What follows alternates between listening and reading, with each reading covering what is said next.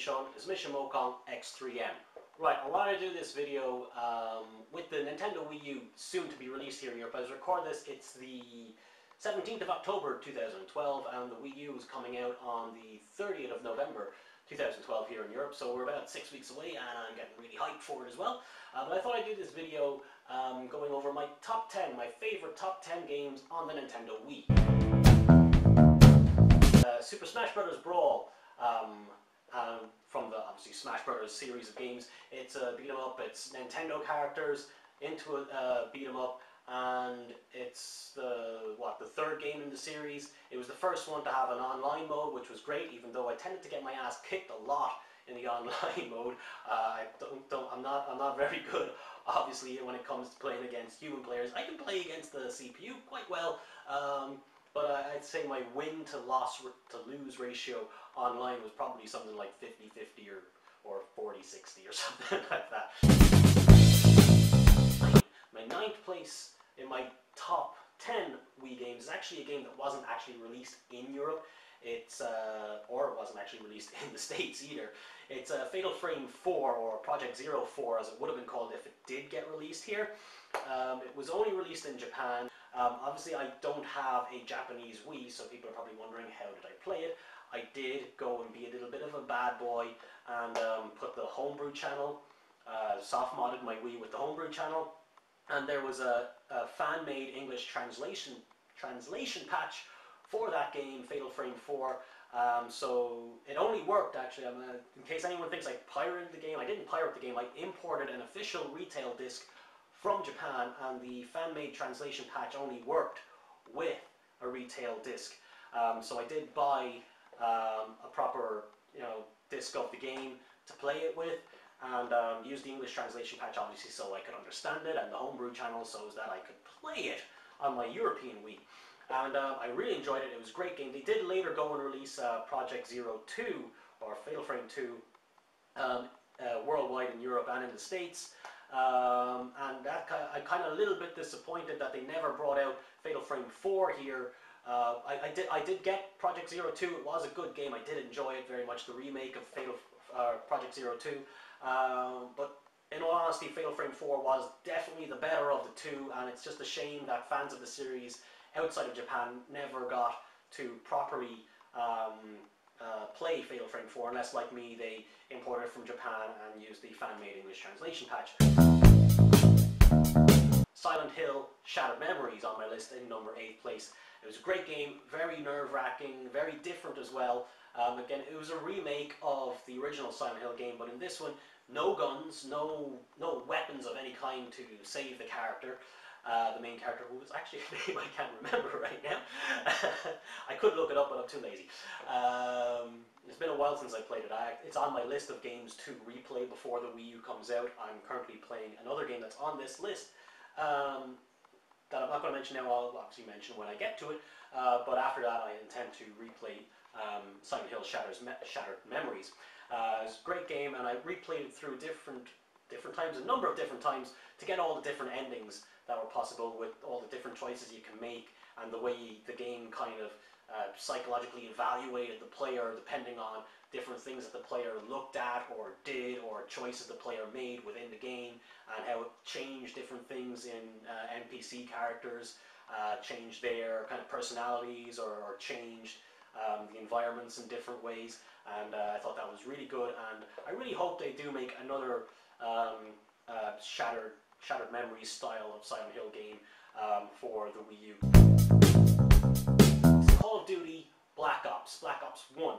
A lot of people are probably saying now, why are you playing Call of Duty on the Wii? You could have played it on the PS3 or the Xbox 360 and it would have looked a lot better. You would have had the HD graphics. Well, to me, gaming is not all about the graphics.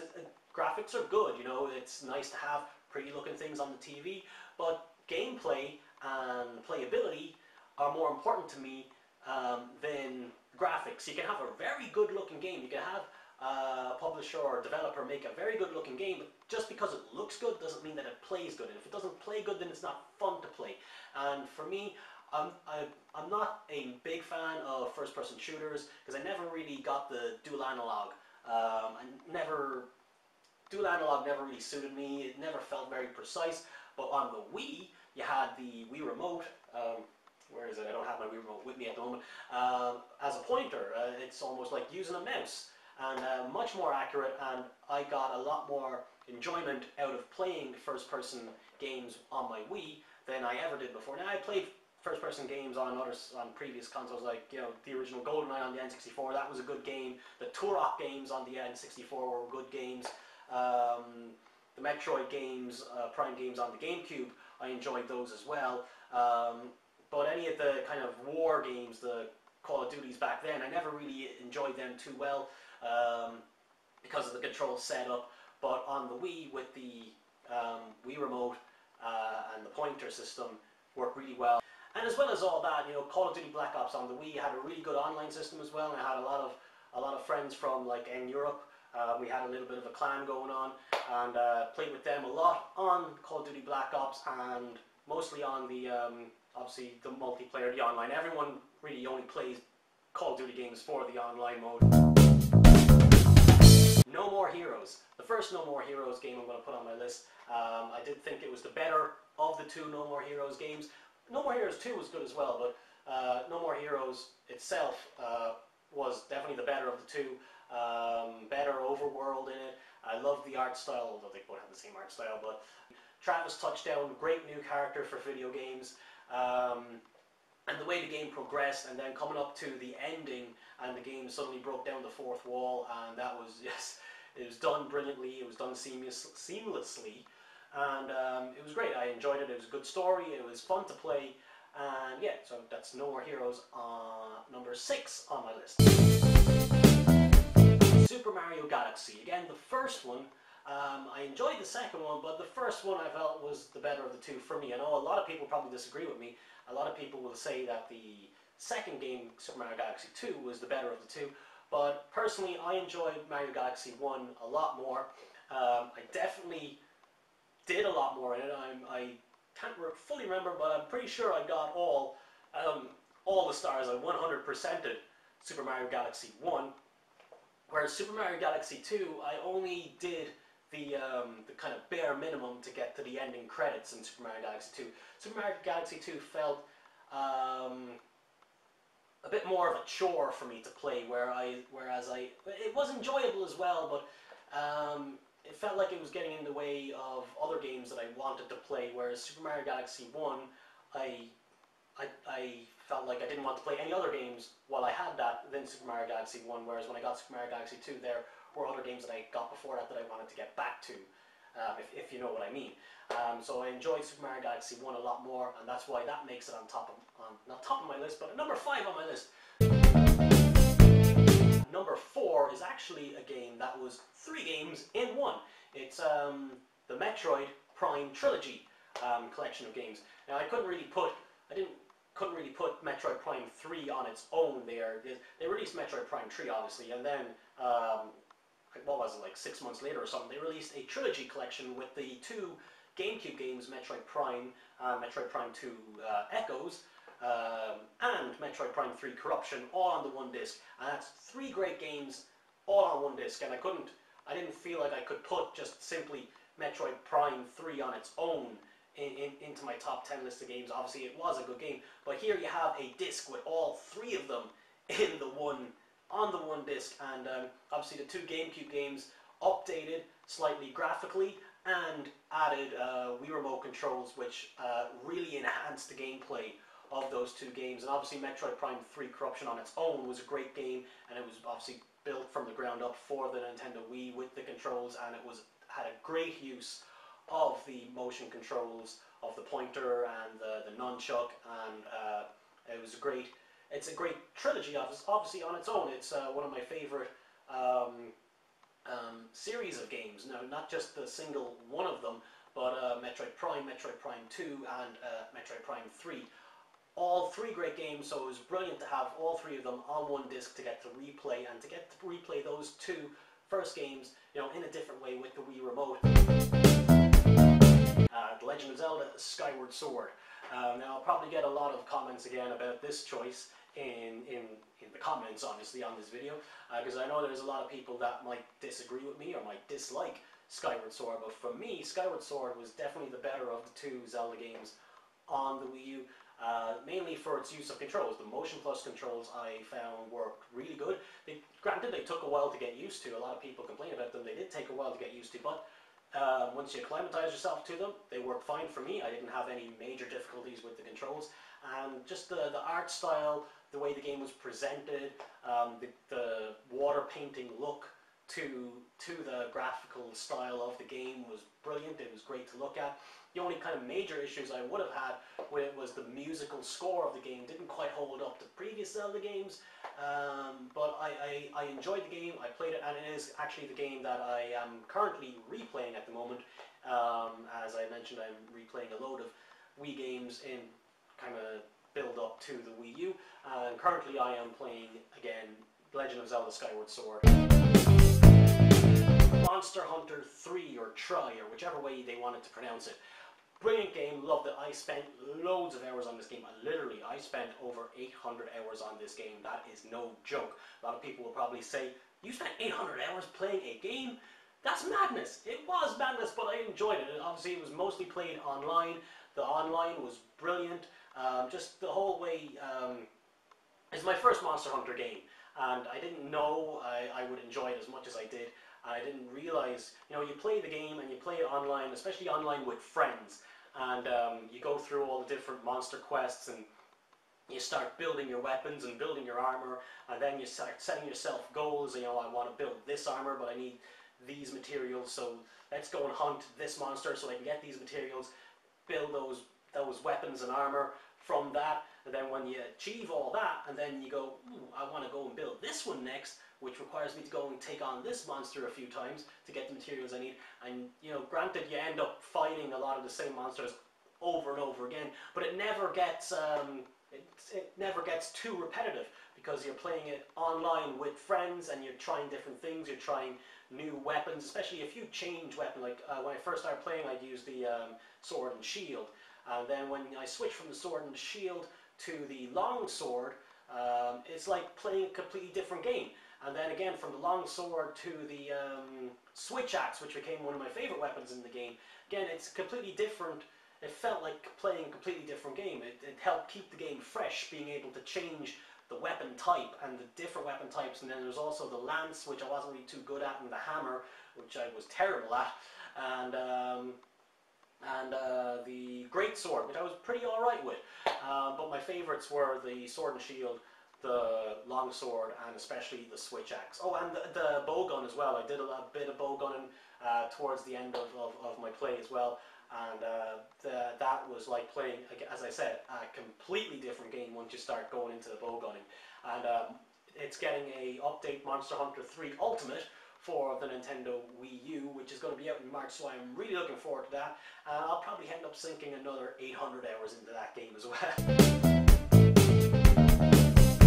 Here we are now, finally, if you're still with me, because this has probably been a long video. Number one on my list of Wii games, probably guessed it, Xenoblade Chronicles. Brilliant game, came out of almost nowhere for me. It wasn't greatly on my radar when it was being made, when it was released in Japan, and it didn't look like it would get released outside of Japan for a while, but a lot of people kind of petitioned Nintendo, and thankfully Nintendo of Europe stepped up, and they decided to publish it and translate it, and they did the voice acting work, and I'm really glad that it was Nintendo of Europe that got the voice actors for this game rather than Nintendo of America, because I think the European voice actors that they got for it would have worked better than any kind of American voice actors that they got, because the accents suited the setting and the characters a lot better than Americanized accents would have. And the story, the characters, the world that was created was massive. You could go and explore anywhere. For a person who loves RPG games and adventure games and exploration games, this game was like playing a dream. It was like just massive as well. It was much bigger than I expected. I remember watching videos before it was released and thinking, it looks good, but I don't know if I'd like it too much. But then when you get it and you play it, it looked brilliant. Granted, not up to obviously the HD standards. This is probably what people say, it's not a HD, but it looked brilliant for what it was on the Wii. It really pushed the Wii to its limits, and in some sections of the game, in some areas, like when you get to the Bionis leg area, and it's massive. There's huge areas with no loading during the one particular area, and you can just walk through it. There's no stopping for loading screens, there's no invisible walls, and it's just massively open. You can go and explore wherever you want. And then as well as that, you know, the story, the characters, the battle mechanic, I really loved the way they did the battles in it. Yeah, it was a game that I got that I wasn't expecting a whole lot from it. I knew it was going to be good, but I didn't know it was going to become one of my favorite games ever.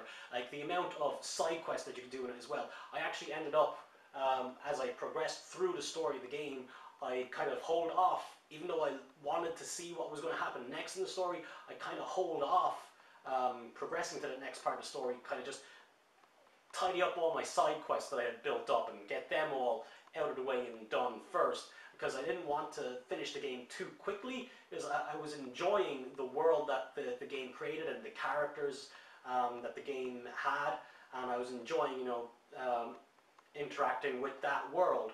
And it's kind of like a book that you can't put down. You kind of maybe read it a bit slower so as you don't finish it too quickly.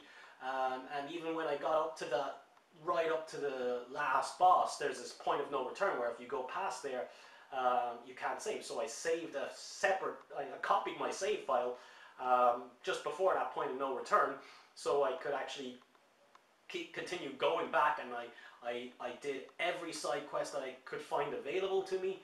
I maxed out all my characters' ranks or levels up to level 99, which was the max you could get to. I maxed out all the affinities, friendship levels between the playable characters and with all the different areas. There's affinity meters between your playable characters and the citizens of all the different towns and areas in the game. And I did everything that was pretty much possible to do in the game that I could, trying to avoid finishing the game so that I could make the game last longer. So yeah, Xenoblade Chronicles is my favorite game on the Wii U. And as I said, that's only my top 10 games, and those are all brilliant games. I could have added a lot more. And as well as that, if you go over to neurope.com, that's a website that I'm affiliated with. It's I'm a former administrator. You don't know, I'm a former administrator over on neurope.com, and I do you know, some writing stuff there as well on the main site. And we're currently doing a top 50 countdown of favorite Wii games. So as I said, that was just my top 10 games, and I could have put a whole load of other games on that list.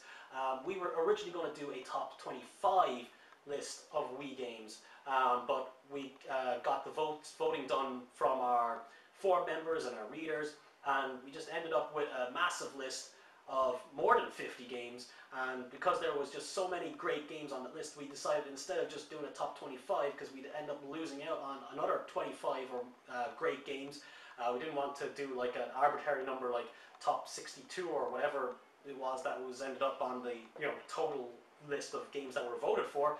So we decided to do a nice round number at top 50, extending it from 25 to top 50, and they're all great games.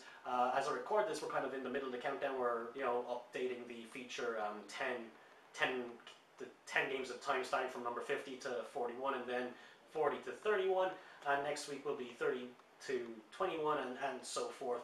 So I'll put a link to all that down in the description. This video is definitely going to be pretty long. I'm going to try and edit this down as best as I can. This is Mokon Extreme saying, rock on, slaw on, hoga buggy, and game on!